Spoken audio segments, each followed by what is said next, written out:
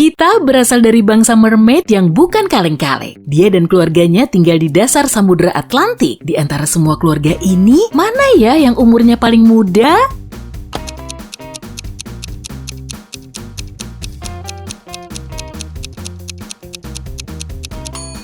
Coba deh lihat nenek mermaid ini. Di ekornya ada banyak bintang laut kan? Tiap bintang itu nunjukin 1 tahun umurnya. Jadi udah kelihatan kan? Kalau mermaid kedua yang paling junior, di ekornya ada 15 bintang laut, berarti umur dia saat ini baru 15 tahun. Sedangkan kedua kakaknya berumur 18 dan 22 tahun. Suatu hari Gita datang ke pesta mermaid, tapi salah satu tamu ternyata cuma mermaid gadungan. Menurutmu yang mana nih?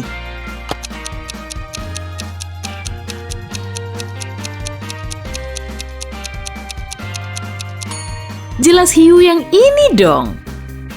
Mamanya Gita, Bu Vina, punya toko perhiasan mermaid berlantai 1. Dia datang ke tokonya saat masih pagi buta dan ternyata kalung termahalnya udah raib. Dia langsung menghubungi polisi bawah air. Dan beberapa saat kemudian, petugas Faiz tiba di lokasi untuk melakukan interogasi. Bu Vina menjelaskan, semalam saya nutup toko sekitar jam 10 dan kalung itu masih ada di tempatnya kok, Pak. Pak Faiz kemudian mengidentifikasi 3 tersangka. Pemilik toko sebelah bilang, toko saya tutup jam 8 malam dan setelah itu saya langsung pulang. Petugas keamanan mengatakan, semalam saya dapat giliran jaga. Mungkin malingnya diam-diam masuk ke toko pas saya lagi patroli di lantai atas. Sementara si petugas kebersihan bilang dia udah selesai bersih-bersih sejak jam 4 sore. Dan dia langsung pulang karena suaminya lagi berulang tahun. Jadi siapa yang bohong nih?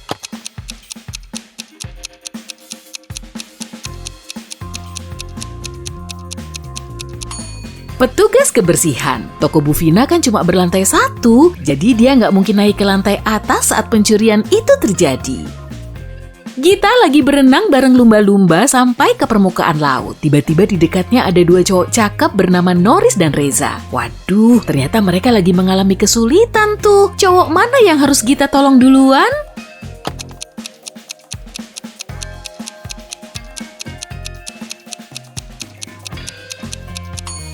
Reza, perahu kayunya masih kelihatan oke meskipun mulai kemasukan air. Jadi Norris cuma perlu membuang airnya. Tapi perahu karet ini udah rusak parah dan mulai tenggelam. Di dekatnya juga ada hiu tuh. Gita langsung nyelamatin kedua cowok itu dan membawa mereka ke pantai. Tapi tiba-tiba Norris ngambil foto Gita tanpa izin. Jadi dia langsung minta Norris untuk ngehapus foto itu karena bangsa mermaid kurang suka kalau bangsa manusia terlalu kepo dengan kehidupan mereka. Norris menyaut, "Oke, aku janji bakal ngehapus foto itu kalau kamu bisa nebak teka-teki ini. Air asin terus mengalir, tapi di dekatnya nggak ada laut. Kok bisa gitu?" Apa kamu bisa ngebantu Gita?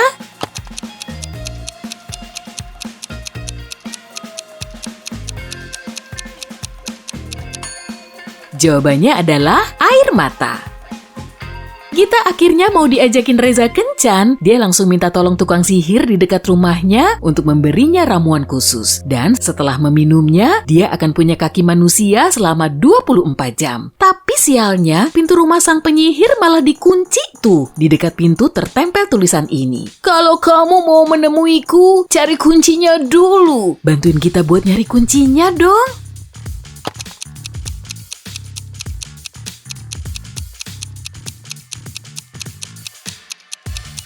Wah, di sini.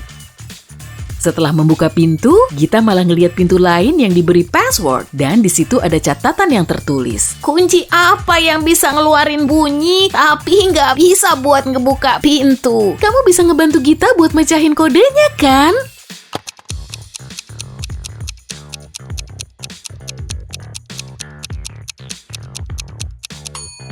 Jawabannya adalah kunci nada. Gita ternyata nggak bawa uang dan penyihir itu nawarin teka-teki ini. "Kalau kamu bisa nebak teka-tekiku, aku akan memberimu ramuan gratis. Tapi kalau gagal, kamu bakal jadi budakku selamanya. Perhatiin baik-baik nih. Ada 2 dalam 1, 4 dalam sepasang, 6 dalam trio, dan 8 dalam kuartet. Apakah aku?" Gita langsung bisa mecahin teka-teki itu dan mendapat ramuan gratis. Apa kamu juga bisa nebak jawabannya?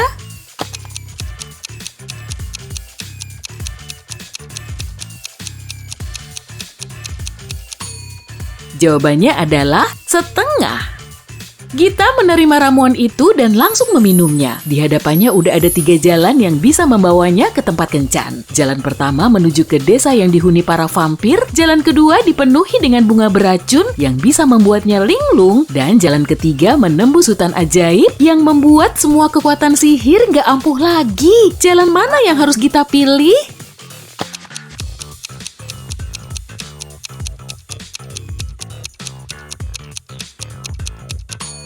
Sebaiknya pilih jalan yang pertama aja. Di siang bolong, kemungkinan besar para vampir masih tidur.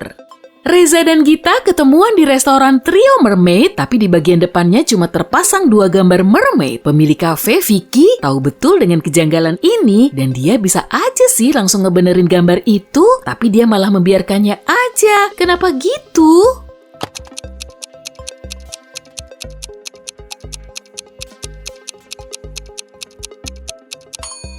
Dia sengaja memakainya sebagai strategi bisnis. Orang yang lewat di depan restoran itu akan ngelihat gambar yang kurang pas itu, kemudian masuk ke restoran untuk ngasih tahu sang pemilik, dan seringnya mereka juga pesan makanan.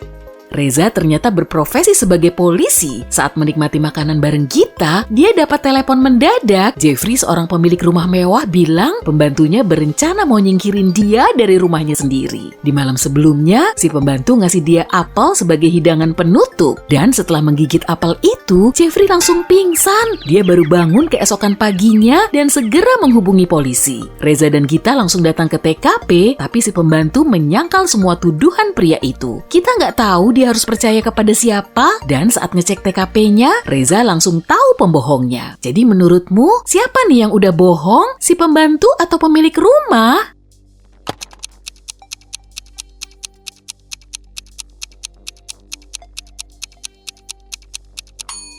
Pemilik rumah itu bilang kalau dia udah makan apel beracun dan kejadiannya udah berselang selama 1 hari. Harusnya sih apel itu udah layu. Kok itu masih kelihatan putih? Si pemilik rumah pasti baru menggigit apelnya beberapa saat sebelum lapor polisi. Tapi Gita nggak tahu menahu soal petunjuk kayak gini karena dia nggak hidup di darat. Reza dan Gita lagi piknik di kebun bunga matahari. Tapi kok ada yang aneh ya? Apa kamu bisa nebak?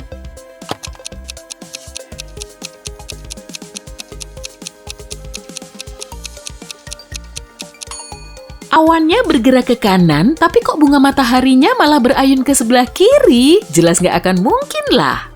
Gita ketiduran di kebun bunga itu, dan saat dia bangun, Reza udah pergi. Setelah celingukan beberapa saat, di dekatnya ada elf jahat. Dia bilang, "Mermaid, cowokmu udah aku kurung di penjara. Kalau kamu pengen ketemu dia lagi, pecahin dulu teka-teki ini. Aku bisa berwarna merah, biru, ungu, dan hijau. Tapi nggak ada yang bisa memegangku. Apakah aku?" Waduh, Gita harus jawab apa ya biar bisa nyelamatin Reza?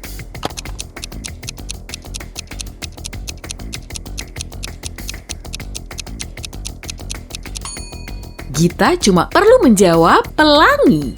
Elf itu kemudian membawa Gita ke laboratorium rahasianya. Dia bilang, "Cowokmu udah aku cloning tuh. Jadi sebaiknya kamu bawa pulang aja salah satunya. Tapi aku nggak tahu Reza yang asli. Kamu pasti lebih paham." Menurutmu cowok mana nih yang jadi Reza asli?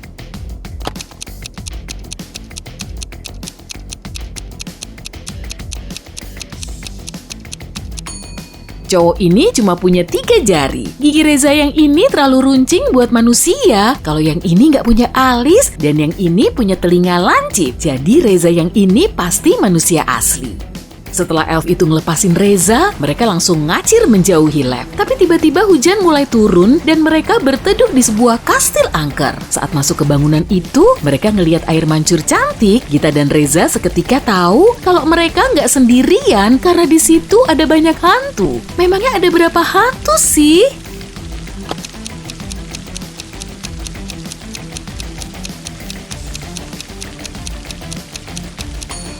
Totalnya ada 7 hantu. Salah satunya ngumpet di dalam air mancur, dan sosok ini ternyata bukan hantu. Lihat aja tuh, dia punya 2 kaki dan bisa keringetan. Pasti dia pemilik kastil ini. Si pemilik kastil nunjukin mereka koleksi karya seninya dan di ruangan itu ada banyak barang antik. Lukisan ini dibuat pada abad ke-16 dan telah diwariskan secara turun-temurun dari kakeknya, kakek buyut kakek saya. Tapi Reza malah nggak percaya kalau lukisan itu memang asli. Dia juga nuduh si pemilik kastil sebagai pembohong. Memangnya kenapa?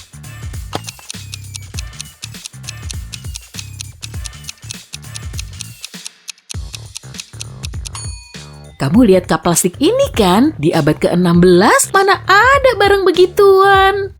Setelah hujannya reda, pasangan itu segera keluar kastil. Tapi pintunya tiba-tiba ngilang sendiri. Waduh, pemilik kastil kelihatan marah besar tuh. Dan dia cuma ngasih mereka 3 opsi sebagai pintu keluar. Di balik pintu pertama, ada terowongan yang terkepung api. Di balik pintu kedua, ada ular beracun yang siap menerkam. Dan di balik pintu ketiga, ada portal menuju lubang hitam. Pintu mana yang harus mereka pilih?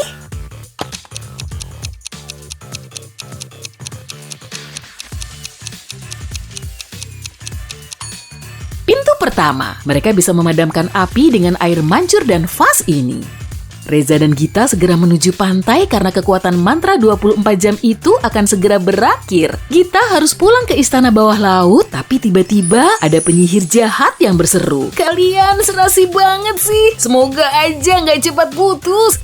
Kalau kalian bisa mecahin teka-teki ini, Gita akan kusulap jadi manusia asli. Gimana cara kalian ngelubangin balon tanpa diletusin? Ternyata Reza langsung bisa ngejawab teka-tekinya tuh. Kalau kamu gimana?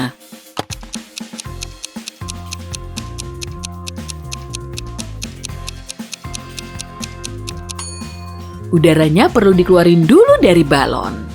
Wah, akhirnya Gita jadi manusia tuh. Dan saking senengnya, Reza langsung ngajak dia berlibur. Mereka udah sampai di bandara, tapi tiba-tiba cewek cantik ini teriak kenceng banget. Oh, ternyata tas dia baru dijamret perampok tuh. Reza langsung gercep dan menahan 3 penumpang yang mencurigakan. Mereka semua udah berkeliaran di lokasi selama 1 jam terakhir. Reza dan petugas keamanan bandara kemudian ngecek rekaman CCTV. Tapi mereka cuma bisa ngelihat rekaman selama 5 menit terakhir sebelum kejadian tersebut. Jadi, penjahatnya yang mana ya?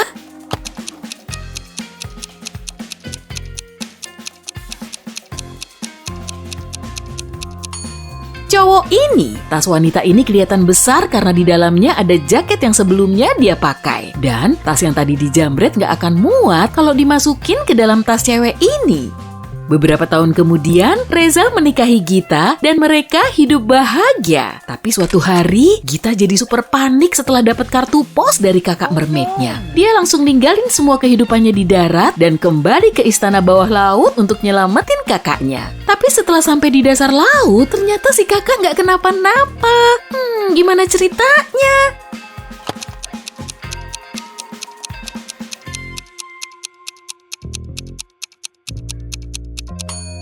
Lihat tirai teaternya deh, rupanya para penghuni laut lagi ngadain pertunjukan.